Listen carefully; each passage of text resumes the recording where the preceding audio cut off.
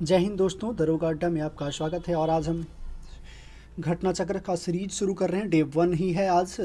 BPSC 69वीं BPSC के लिए अति महत्वपूर्ण, क्योंकि बीपीएससी 67वीं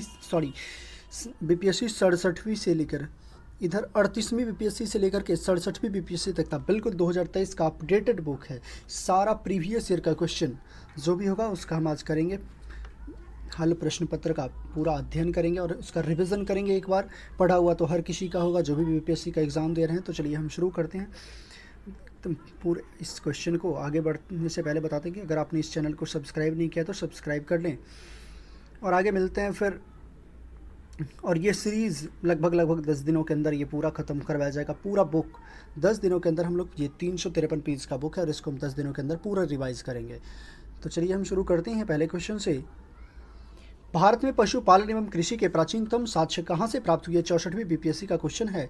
भारत में पशुपालन एवं कृषि के प्राचीनतम साक्ष्य कहाँ से प्राप्त हुए? तो ऑप्शन नंबर डी, महदाहा से प्राप्त हुए। और इसके पूरे डिटेल डिस्कशन भी नीचे रहते हैं, उन सबको हम लोग पढ़ेंगे। भारतीय उपमहाद्वीप में पशुपालन एवं कृषि के प्रारंभिक स्थल मेहरगढ़ को माना जाता है। भारतीय उपमहाद्वीप में पशुपालन एवं कृषि का प्रारंभिक स्थल मेहरगढ़ को माना जाता है, जो 7000 से 5500 ईस्वी ईसा पूर्व के मध्य मानव बसाव का क्षेत्र बसा हुआ था का बना हुआ था। कुछ विद्वान मेहरगढ़ को पशुपालन का काल 8500 ईसा पूर्व से मानते हैं। नवीनतम खोजों के आधार पर भारतीय उपमहाद्वीप में प्राचीनतम साक्ष्य वाला स्थल की बात करें तो उत्तर प्रदेश का संत कबीर नगर है।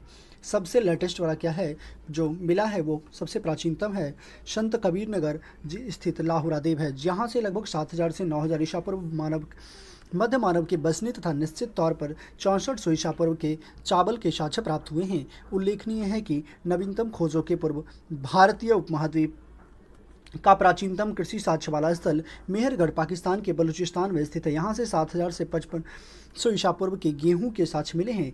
इसके साथ ही चावल के साक्ष्य वाला स्थल कोल्हडीबा प्रयागराज जिले के बेलन नदी के तट पर स्थित था। यहाँ से 6500 ईसा पूर्व चावल की भूसी के साक्ष्य भी मिले हैं और यहाँ से चावल की भूसी के भी साक्ष्य मिले हैं। दूसरा नंबर क्वेश्चन कह रहा है, निम्नलिखित में से किसको कल्कोलिथिक युग कहा जाता है? यह ताम्रपाषाण युग को कल्कोलिथिक युग कहा जाता है। ताम्रपाषाण युग की बात करें, ताम्रपाषाण युग को कल्कोलिथिक युग भी कहा जाता है। जिन संस्कृतियों में तांबे के औजारों के साथ ही पत्थर के बने हुए उपकरणों का प्रचलन मिलता है उन्हें प्रायः ताम्रपाषाणिक संस्कृतियां कहा जाता है। आगे बढ़ते 3 नंबर क्वेश्चन कह रहा है कि हड़प्पा में मिट्टी के बर्तनों पर सामान्यतः किस रंग का उपयोग हुआ था? तो लाल रंग का उपयोग होता। हड़प्पा में मिट्टी के बर्तनों पर सामान्यतः किस रंग का उपयोग हुआ था? लाल रंग का उपयोग हुआ था। यहाँ पे डिस्कशन में दिया हुआ है, हड़प्पा निवासी मिट्टी के बर्तनों का व्यापक पैमाने पर निर्माण करते थे। हड़प्पा निवासी थे वो मिट्टी के बर्तनों का व्यापक पैमाने पर निर्माण करते थे। प्रारंभिक हड़प्पा सभ्यता में पैर से चलित चाक का प्रयोग होता था। जो प्रारंभिक हड़प्पा सभ्यता थी उसमें पैर से चलित चाक का प्रयोग किया जाता था। परिपक्व हड़प्पा के दौर में हाथ से, अगर बात करें प्रारंभिक हड़प्पा की तो उसमें पैर से, और फिर परिपक्व हड़प्पा में किस दौर में, तो इस दौर में हाथ से प्रचलित चाकू का उपयोग होता था। डिज़ाइन के आधार पर इन बर्तनों की श्रेणियां भी थी। 2 श्रेणियां थी। डिजाइन के आधार पर इस बर्तन की 2 श्रेणियां थी। एक तो बिना डिजाइन वाले बर्तन तथा दूसरे चित्रित मृदभांड। मृदभांडों को बनाने वाली मिट्टी में रेत का मिश्रण किया जाता था, जिनको पकाने के लिए पर यह हल्के भूरे लाल रंग का रूप ग्रहण कर लेती थी। इन मृदभांडों के ऊपरी हिस्से में लाल रंग की पुताई कर दी जाती थी तथा निचले हिस्से में काले रंग से विभिन्न प्रकार की चित्रकारी की जाती थी। सिंधु सभ्यता निम्न में से किस युग में पड़ता है? सिंधु सभ्यता जो है ना, आद्य ऐतिहासिक युग में पड़ता है। सिंधु सभ्यता किस युग में पड़ता है? सिंधु सभ्यता आद्य ऐतिहासिक युग में पड़ता है। ऐतिहासिक काल का निर्धारण पठनीय लेखन कला के ज्ञान के आधार पर किया जाता है। लेखन कला के ज्ञान से पहले बने कालखंड प्रागैतिहासिक कालखंड होता है। भारतीय इतिहास में 2500 बीसी से लेकर के 600 बीसी कालखंड आद्य ऐतिहासिक माना जाता है। तो आद्य ऐतिहासिक कालखंड क्या है? तो 2500 बीसी से 600 बीसी। सैंधव सभ्यता एक आद्य ऐतिहासिक काल की सभ्यता है। जो सैंधव सभ्यता है एक आद्य ऐतिहासिक काल की सभ्यता है, क्योंकि यहाँ पर लेखन कला का ज्ञान तो है परंतु इसे अभी पढ़ा नहीं जा सका। सिंधु घाटी सभ्यता की सबसे महत्वपूर्ण विशेषता की बात करें, सिंधु घाटी सभ्यता की सबसे महत्वपूर्ण विशेषता क्या है, तो पक्की ईंट से इमारत बनी, पक्की ईंट से बनी इमारत सिंधु घाटी सभ्यता की सबसे महत्वपूर्ण विशेषता है। अगर बात करें सिंधु घाटी सभ्यता की प्रमुख विशेषता नगर नियोजन, सिंधु घाटी सभ्यता की सबसे प्रमुख विशेषता क्या है, नगर नियोजन। यहाँ नगर और कस्बे एक निश्चित योजना के अनुसार बसाए जाते थे। पक्की ईंट से बनी इमारतों में मोहनजोदड़ो का विशाल स्नानागार एवं अन्नागार प्रमुख है। इसकी सतह पक्की ईंटों की है जिसे जिप्सम या मोटार द्वारा जोड़ा गया है। क्वेश्चन नंबर 6 है, निम्न में से कौन सा हड़प्पा का बंदरगाह है, कौन सा, तो लोथल। हड़प्पा का बंदरगाह कौन सा है, लोथल है। हड़प्पीय नगर लोथल गुजरात के अहमदाबाद, जो हड़प्पीय नगर वो है कहाँ, तो गुजरात में है। गुजरात के कौन से ज़िले, अहमदाबाद ज़िले। और ये पूछता है किस नदी, तो यह हो जाएगा भोगवा नदी के किनारे स्थित है। यहाँ की सर्वाधिक महत्वपूर्ण उपलब्धि जो है वह यही है, हड़प्पाकालीन बंदरगाह। निम्नलिखित में से कौन सा हड़प्पाकालीन स्थल गुजरात में है, कौन सा हड़प्पाकालीन स्थल गुजरात में है, लोथल। हड़प्पाकालीन स्थल गुजरात में कौन सा है, लोथल। 8 नंबर क्वेश्चन, निम्न में से कौन किस हड़प्पाकालीन स्थल से टेराकोटा हल प्राप्त हुआ था, तो बनावली से टेराकोटा हल प्राप्त हुआ था। किस हड़प्पाकालीन स्थल से टेराकोटा हल प्राप्त हुआ, तो बनावली से हुआ था। बनावली की बात करें तो यह हरियाणा के फतेहाबाद ज़िले, जो बनावली है वह हरियाणा के फतेहाबाद ज़िले में स्थित बनावली टेराकोटा का हल प्राप्त हुआ था बनावली से। निम्नलिखित में से किस हड़प्पन नगर में जुते हुए खेतों के निशान मिलते हैं, यह हो जाएगा कालीबंगा से जुते हुए खेतों के निशान मिलते हैं। प्रश्नगत हड़प्पा सभ्यता के स्थलों में खंभात की खाड़ी के निकट स्थित लोथल से गोदीबाड़ा भी मिला है। गोदीबाड़ा कहाँ से मिला, लोथल से मिला है। राजस्थान के हनुमानगढ़ जिले में घग्घर नदी के किनारे कालीबंगा, कालीबंगा की कौन सी नदी है, तो घग्घर नदी के किनारे और कालीबंगा से ही जुता हुआ खेत का प्रमाण मिला है।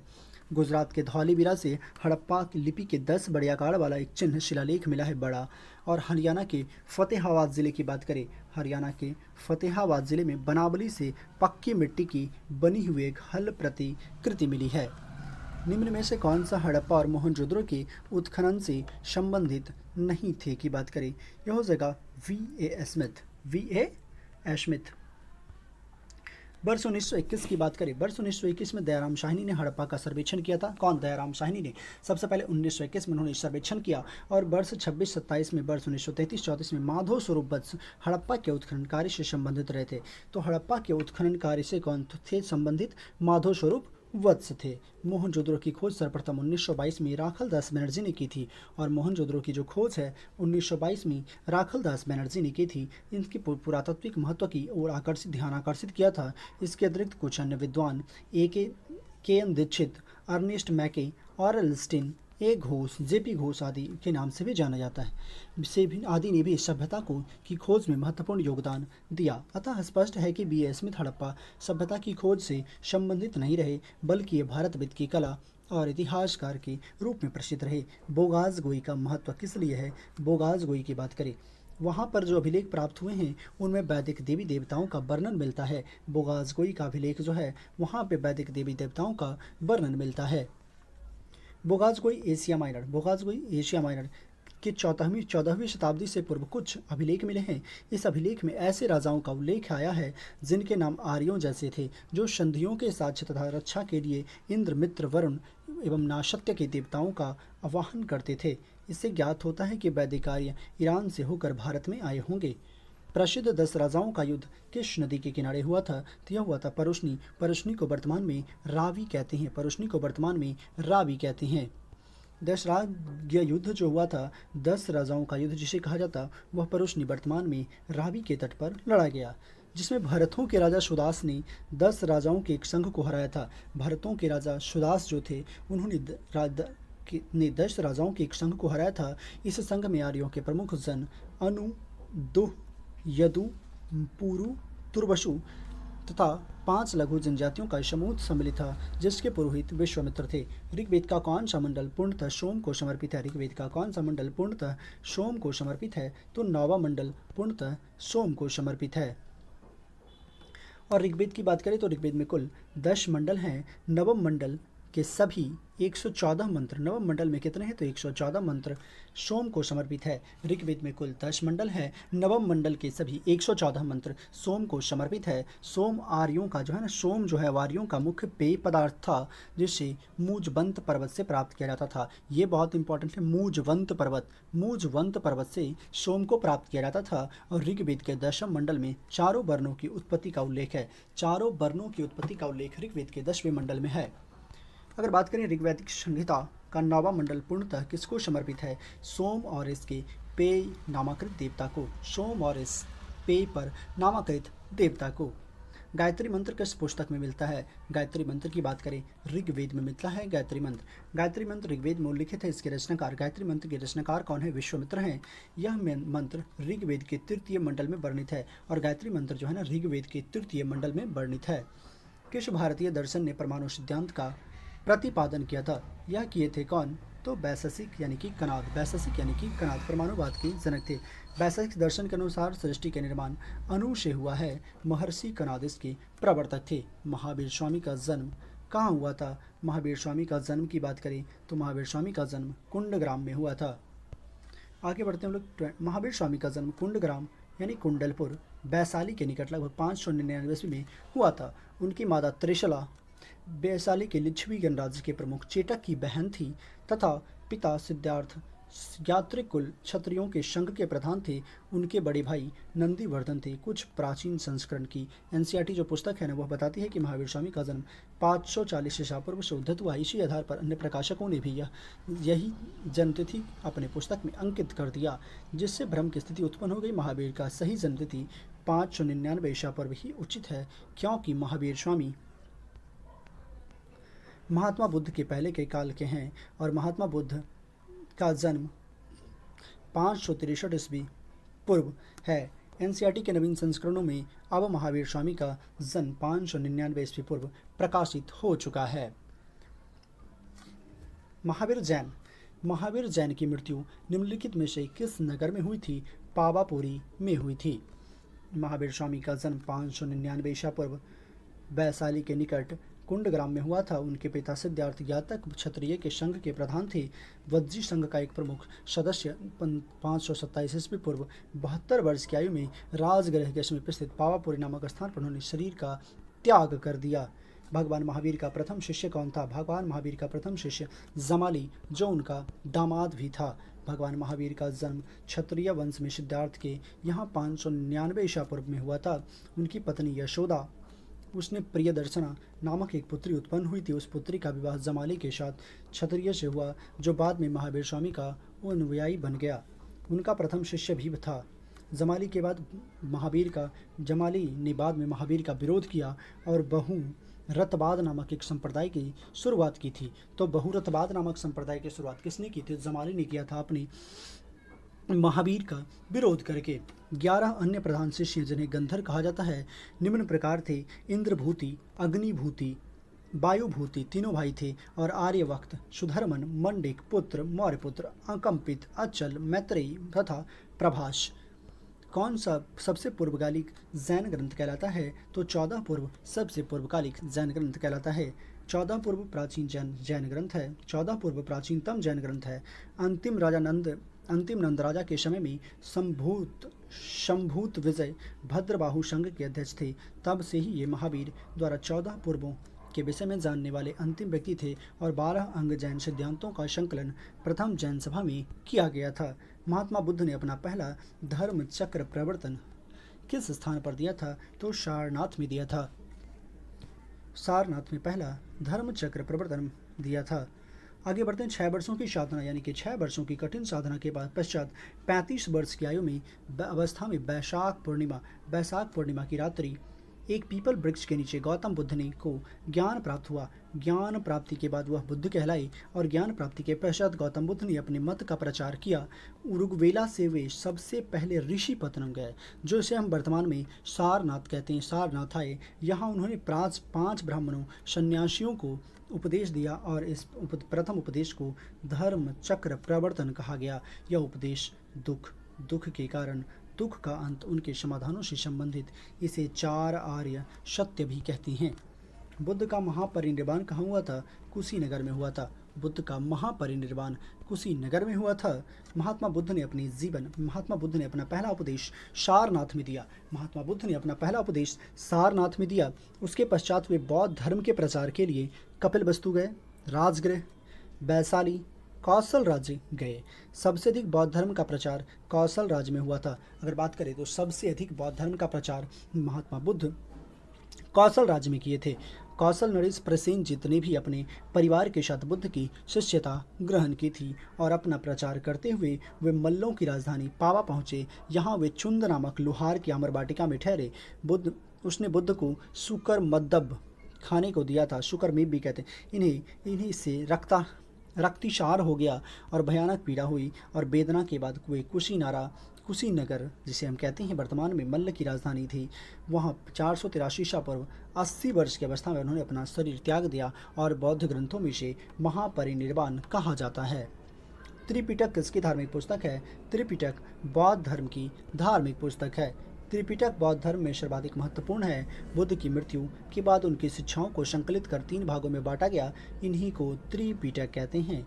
विनय पिटक संघ संबंधी नियम और आचार की शिक्षाएं। पूछता है विनय पिटक किससे संबंधित है? तो संघ संबंधी नियम और आचार की शिक्षाओं से। शुद्ध पिटक महात्मा बुद्ध के वचन। शुद्ध पिटक की बात करें महात्मा बुद्ध के वचन। और अभिधम्म पिटक दार्शनिक सिद्धांत से। त्रिरत्न की बात करें, त्रिरत्न जैसे कि सटीक ज्ञान, सच्ची आस्था और सटीक क्रिया निम्न में से किससे संबंधित है? सटीक ज्ञान, सटीक आचरण, सटीक आस्था किससे संबंधित है? यह हो जाएगा जैन धर्म से संबंधित है।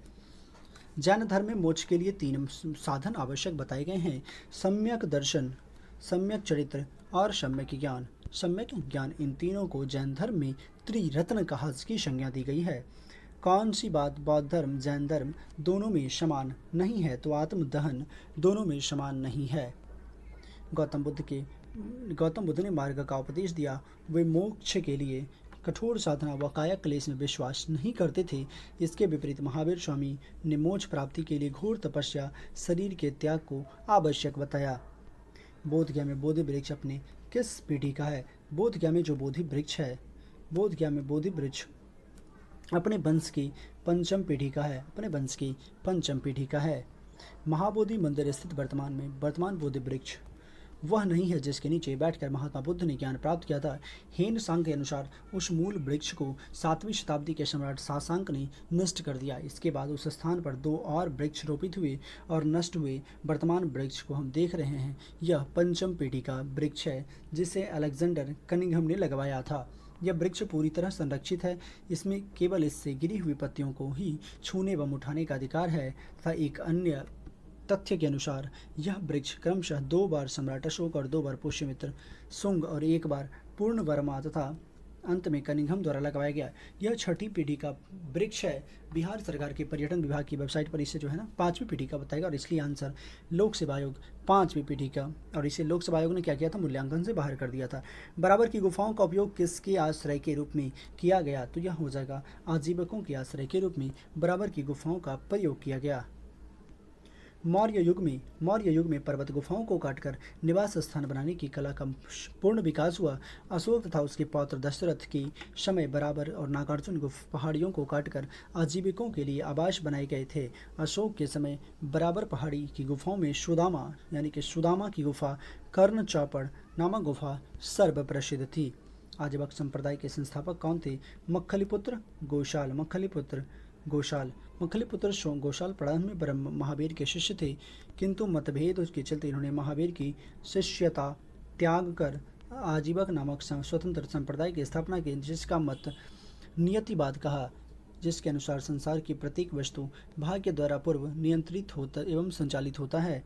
पाटलिपुत्र के संस्थापक कौन थे? उदयन। पाटलिपुत्र के संस्थापक उदयन।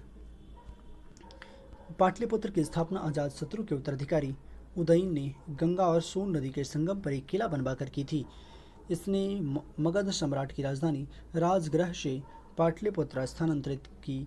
यह नगर शिशुनाग वंश, नंद वंश, मौर्य वंश की राजधानी भी रही।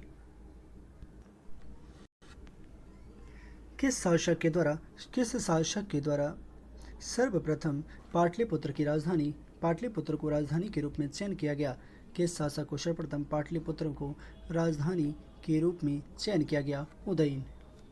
हर्यक वंशीय शासक उदयन या उदयभद्र के शासन काल की सर्वप्रमुख घटना गंगा एवं सोन नदियों के संगम पर पाटलिपुत्र नगर की स्थापना। उसने राजगृह से इसी नव स्थापित नगर में अपनी राजधानी स्थानांतरित कर ली। निम्नलिखित में से किस राजा ने पाटलिपुत्र बसाया था? वह थे उदयन। उदयन ने पाटलिपुत्र को बसाया था। मगध नरेश उदयन के शासनकाल की सर्वप्रमुख घटना गंगा एवं सोन नदियों के मध्य पाटलिपुत्र नामक नगर की स्थापना करना। उसने राजगृह से इसी स्थान पर अपनी राजधानी स्थानांतरित कर ली थी। विश्व का पहला गणतंत्र वैशाली में किसके द्वारा स्थापित किया गया? विश्व का पहला गणतंत्र वैशाली में लिच्छवियों के द्वारा स्थापित किया गया।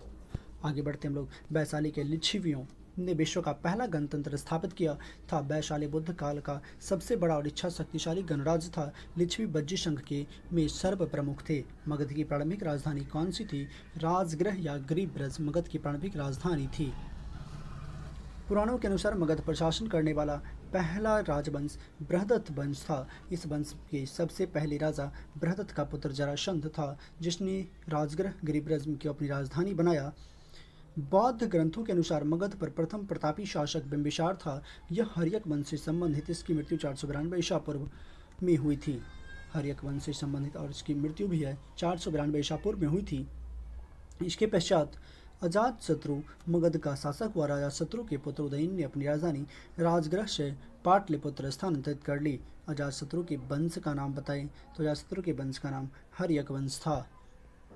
मगध का शासक अजातशत्रु 492 ईसा पूर्व से 492 से 460 ईसा पूर्व अपने पिता एवं हर्यक वंश के संस्थापक बिंबिसार की हत्या कर राजगद्दी पर बैठा है। इसकी हत्या के बाद पुत्र उदयन कौशाम्बी के वत्स राजा उदयन से ने भिन्न कर दी थी। सैंड्रोकोटस से चंद्रगुप्त मौर्य की पहचान किसने की थी? विलियम जोन्स ने की थी। विलियम जोन्स पहले विद्वान थे जिन्होंने सैंड्रोकोटस की पहचान मौर्य शासक चंद्रगुप्त मौर्य से की थी। एरियन एवं प्लूटार्क के अनुसार चंद्रगुप्त मौर्य को एंड्रोकोटस के रूप में वर्णित किया, जबकि जस्टिन सैंड्रोकोटस और सिकंदर महान की भेंट उल्लेख किया है। ब्राह्मी लिपि को सर्वप्रथम किसने पढ़ा है? तो ब्राह्मी लिपि को सर्वप्रथम जेम्स प्रिंसेप ने 1837 ईस्वी में पढ़ा है।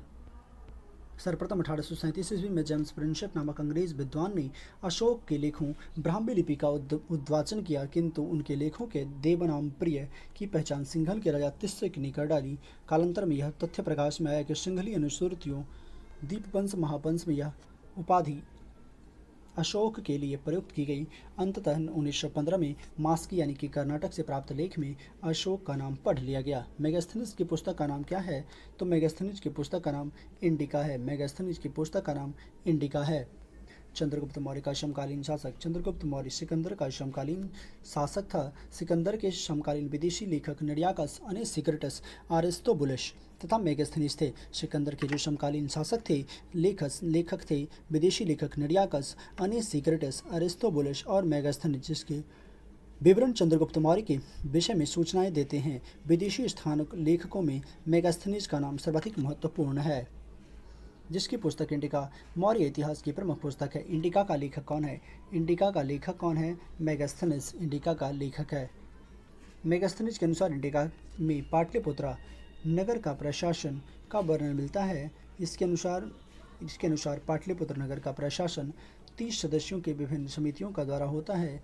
इसकी कुल 6 समितियां होती है। प्रत्येक समिति 5 सदस्य होते थे। समिति का कार्य बिक्री कर वसूल करना और विक्रय कर मूल्य का 10वें भाग के रूप में वसूल किया जाता था, और कारों की चोरी करने वाले को मृत्यु दंड दिया जाता था। मेगास्थनीज राजदूत था। मेगास्थनीज दूत था सेल्यूकस का। मेगास्थनीज किसका दूत था? सेल्यूकस का। Megasthenes Seleucus Nicator. Megasthenes Seleucus Nicator द्वारा चंद्रगुप्त मौर्य की राज्यसभा में भेजा गया यूनानी राजदूत था। इसके पूर्व वह अराकोशिया, इसके पूर्व वह क्या कहा गया था? तो अराकोशिया के क्षत्रप के राजदरबार में सेल्यूकस का राजदूत बन रह चुका था। मेगास्थनीज ने अपनी समय तक मौर्य दरबार में निवास किया। भारत में जो उसने कुछ भी देखा सुना, उसने इंडिका नामक अपने ग्रंथ में लिपिबद्ध किया था। अंतिम मौर्य सम्राट की बात करें, अंतिम मौर्य सम्राट बृहद्रथ थे। बृहद्रथ थे अंतिम मौर्य सम्राट शासक बृहद्रथ था। बृहद्रथ की हत्या करके करोड़पति इसके सेनापति पुष्यमित्र शुंग के द्वारा की गई थी। अंतिम मौर्य शासक बृहद्रथ था। बृहद्रथ की हत्या इसके सेनापति ने ही कर दी थी, पुष्यमित्र शुंग द्वारा। निम्नलिखित में अभिलेख में रुद्रदमन का विभिन्न उपलब्धियां वर्णित है। यह हो जाएगा जूनागढ़ अभिलेख में रुद्रदमन की उपलब्धियां वर्णित है।